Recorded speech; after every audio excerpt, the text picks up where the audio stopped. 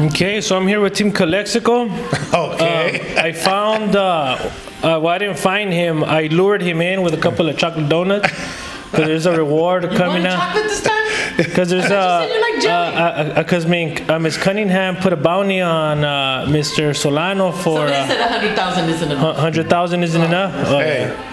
Capricola says I'm worth more, and I believe I'm worth more. Come on, you guys, come on. Let's raise that thing up. I mean, yeah. Well, I did lure you in with a couple of donuts, so I have you here. Well, I'm still thinking about that. I haven't gotten one yet. I haven't tasted one yet, but Capricola says, that I'm worth more, so I trust her. Tell us real quick, are you going to go to jail? What's happening? I don't know. No, I don't know. I guess that depends. I guess on the police department. I guess it depends on the DA. I don't know. But The DA. well, I mean, that's how come I'm putting my community hours. I think I got over 1,000 hours accumulated of community hours. I'm willing to put in another 1,000 hours. So be it. Are you going to talk to the I'm not paying a fine. I will do. No, wait a minute. That's true, Carlos. No. You should get credit for community hours. No, but I'm willing to put in another you're 1,000 so- hours. oh. Yeah. I'm not paying no fine. That's an No. honest man. No, I won't pay no He's willing fine. still to No. give more community. And the key from jail. No, the key I'm taking it to you my could grave. reach that. Okay, the key I'm taking it to my grave. So yeah. Okay. So don't. And are you okay for me to put this up? What you just said? I mean, you do recognize that I'm recording, right? Yeah, I know. Sure, no problem. Hey, I'm a straight shooter up front. I don't have anything to hide. What you see is what you get. Okay? And you will always hear from me what you have to hear, not what you want to hear. You might disagree, agree, we find common ground, or we move forward. Okay? And I don't take things personal either. I'm 72 years old. I've learned that I can deal with it. I've dealt with worse things than this. Oh, yeah. Okay, so. Okay, so the hot topic, of course, here is, of course, that you're gonna go to jail. I don't think so. I don't think. Are you betting on that? Are you betting? Well, I mean, you got a wager on that? Or what? You betting on that? I mean, it's all over the news. You know what I mean? That's what it is. That's politics, man. That's politics. Okay. Yeah, when you got the police commissioner after you, right? Yeah, I mean, why? He befriended me, then he unfriended me. That was funny. Well, he befriended me. Did you ask him, because he uses several, we're talking about Javi, right? Javier Gonzalez, the police commissioner of Calexico. Well, why did you bring him into the conversation? He's asleep right now. He's asleep right now. At mom's house. Because we were talking about the attacks. Are you guys like are you guys going steady? What's going on there? I'm manifesting. Oh, so I'm manifesting. you have a crush on him. It's been probably. Okay, recording. So let me ask you another question. Regarding you, Maritza, you don't live in Calexico, so they always mention that. Why are you involved here in Calexico politics? And another thing that they bring up is that during your tenure as a politician, that you did many bad things, right? So you want to address those things? Well, all they got to do is prove it. The representative wants to answer for me. If it's true, let's prove it. Let's bring all that information. Put it out there. Okay, so sad story. Like, for example, the JPIA.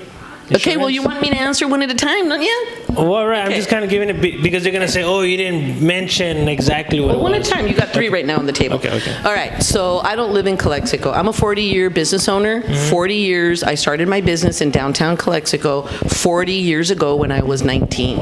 And so every day that I work, I am in the city of Calexico. And you can't say that for many other people that are on that council right now, because some of them don't work and others spend their days outside of Calexico. I am in Calexico all day long in my office. I have 10 staff members. I have a space that I love. It's a 3,000 square foot space there on 2nd Street. It's a family business, and I love it. It gives me the opportunity to meet and network with a lot of different people in the community. I'm a business consultant, so I see people all the time. I love my job, and I'm here during the day. I was born in Calexico. I'm a Calexico Bulldog. bulldog, probably more than anybody that tries to contradict me. And I've always been the way I am. Always been very vocal, very involved. I've always done Facebook videos, even before meeting him. I was always like that. I was always concerned about promoting different things in Calexico.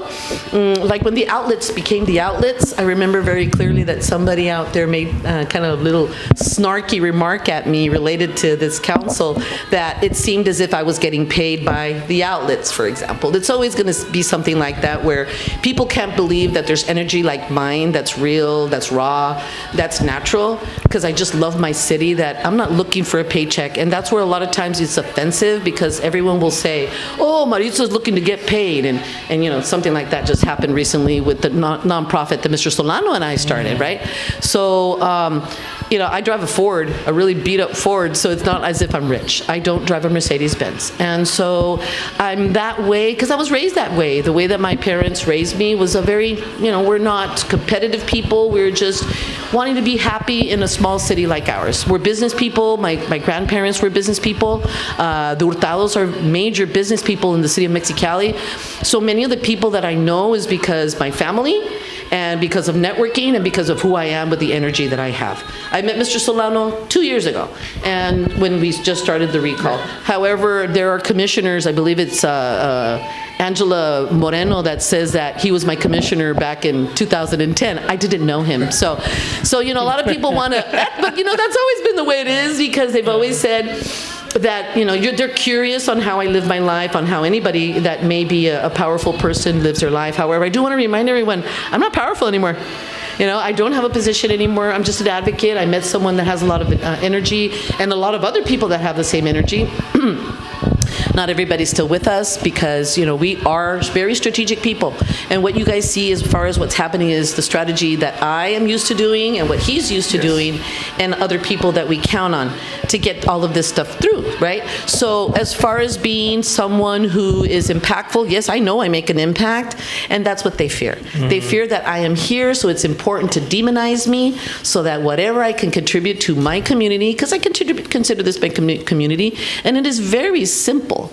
Very simple. All I got to do is move back. That's all.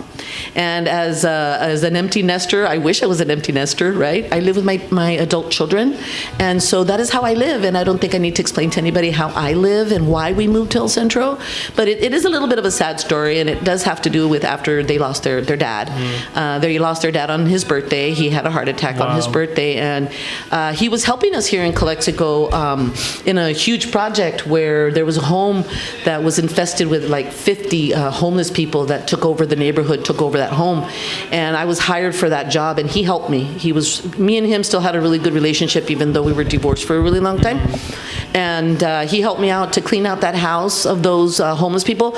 But my kids fell in love with the home because it was an older home and it had character. And so after he died, that's what we looked for. And the type of home that we found was not in Calexico, that was fulfilling what my kids wanted for that memory of their dad. And it's not the funnest thing to live in an older home, because I'm not used to that.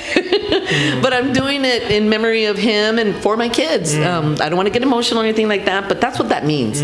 Why doesn't Maritza live in Calexico anymore? It's not that I don't want to. I feel so like a fish out of water. I do. I just feel so awkward. The shopping's pretty cool because there's a lot more shopping that's closer to me. But as far as my network, my friends, the faces I've always seen, I get them during the day. But once I leave, then I go home and I have dinner, I go to sleep, and I'm back at it again. So really, what am I? I am a stakeholder no matter what.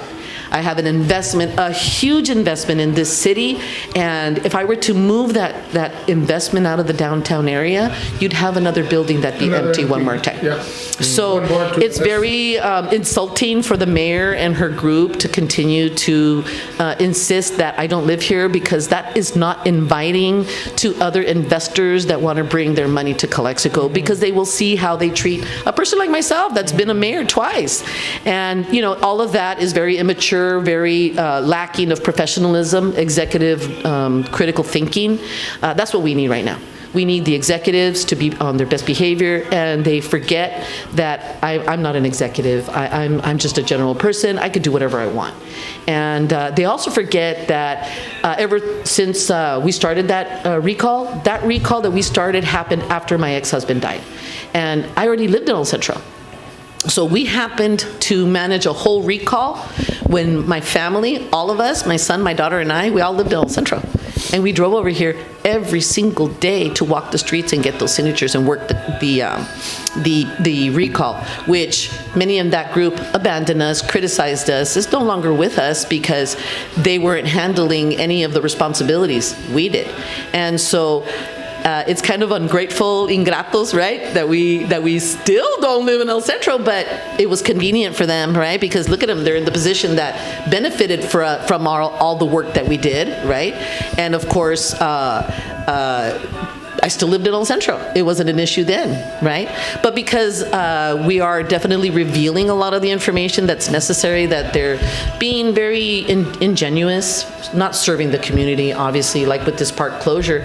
So when we come over with our advocacy, well, of course they got to demonize us, right? That's the easiest thing to do. But that's actually the only playbook, that they've got, is to demonize certain people. And that's really sad because, in a whole year that we've been watching this already, we haven't seen anything good. You don't see these people out in the community. You don't. You see Mr. Solano and I out in the community. Mm-hmm. And so, every opportunity that you have to do good in your community doesn't necessarily mean it's going to happen because it's 5 people. And in order to be able to have things happen, you need to have harmony. And so, unfortunately, that harmony doesn't exist on the city council right now. Mm-hmm. And it's evident. And that's not our fault. That is the personalities that were elected. And so we're just a little, probably sidetracking everyone from actually realizing that we have dysfunction in the city council. So who cares if Mr. Solano and I are dysfunctional? We love it. We're human beings. We're funny, We met you the last day of the recall, remember? You didn't know who we were. You hadn't even know my son. Mm-hmm. You're the one that caught him dancing, remember? Because we were so happy that day.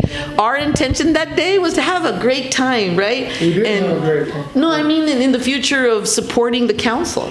However, immediately upon entering, Team Calexico decided to bully us.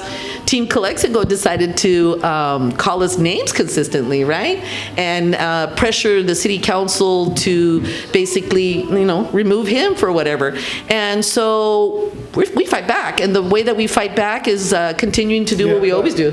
That doesn't stop me. Being a commissioner is one thing, but even if I'm not a commissioner, that's what I was saying. We're going to continue doing. I told Madam Chair Commissioner Padurena, okay, I will continue supporting you. Whatever project you want to do, I'm supporting you, okay? Anything that I do, it's under the supervision and the approval of the Community Service Commissioner, Madam Chair, Patricia Ureña Pat, okay? Mm-hmm. And also, I continue having a good relationship, okay, and an open door policy with Jose Saldana from the Public Works Department. He's the supervisor.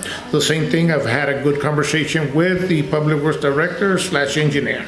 Mm-hmm. The reason that we kind of took a break was because during the summer, it's kind of hard to be out there, okay? Especially the kids from the probation department. Now, as you recall, after the storm, that roof came off of the dugout at Rodriguez. I contacted Mr. Villegas by phone, by email, Mr. Saldana too. I contacted the carpenters, okay, and the carpenters responded first. So Mr. Villegas says, I got too many priorities after the storm, but we'll get to it. I contacted the carpenters. He tells me, Fabian tells me, I got an approval. Let's do it. Okay, that was on a Wednesday. By Saturday, we were out there. Okay, taking care of that roof. Why? Because there's so many priorities. Part of the solution. Yeah, so many priorities that. Hey, but did they take the keys from you? No, I got the keys, and that was the one that opened the gates and the one that closed it. Why don't they take the keys from him, okay. Carlos? And that's the question. If he's in violation, take the keys. The same thing when we were restoring Rodriguez for 13 weeks or 12 weeks. Okay, I was out there opening. I was the first one to open, the last one to close. I would call Saldana. You should invoice them. Well, no, okay, I would call Saldana, send the crew down here. Your guys, they pick up the trailer and the material and go back to the shop, But I'm going to continue doing what we're doing, as long as that probation department continues sending kids down here. We enjoy it when they come to here. They enjoy it. Why? Because we feed them. Why do we feed them? Because we appreciate what they do for the community. We love and we appreciate what they do for us, so we respond. Okay, we respond by buying them pizzas, sodas, Gatorades, water. So be it. All that comes out of our own money. That money is. But you're engaging the youth in programs that help. Mm-hmm. So but it goes to show that you're such a great guy, Mr. Solano. Yeah. I'm right behind you. I'm always supporting you and everything that you've done. But there's so many questions that are offensive towards him. And what it is that we do. I'm not sure what we're supposed to do and how we're supposed to behave. Mm-hmm. Let me ask you that other question. You're not going to get nowhere. As long as you stay on that position of denial, you're not getting nowhere. Okay, and that's what's wrong. Okay. Okay. They're not open to that communication, to understanding. And like I've told them, the numbers don't lie. And I have repeatedly told the council and administration, tell the community, not just the residents from the Victoria Bravo Rodiles neighborhood. Tell the whole community of Calexico exactly how much money has been collected in 21 years, where it has been invested, how it's been invested, and what's the balance, okay? And they'll find out that, yes, they've been paying for 21 years, but not enough to build the park. It's very specific in the stipulations. It does not say build the park. It says upgrade, maintenance, and for the infrastructure. The other thing is, my understanding is when that developer was supposed to develop that park, the city was, besides just signing off after the first 5 acres, that developer should have developed the whole 15 acres before the city signed off. But that's previous administration, previous council, so be it, okay? Those CFDs, the way they are stipulated, it's very clear for basic maintenance, minor repairs, and infrastructure. And if we don't understand that, then, we're gonna be back in square one, right? Okay, is there anything else you want to say in regards to this before I ask a different question?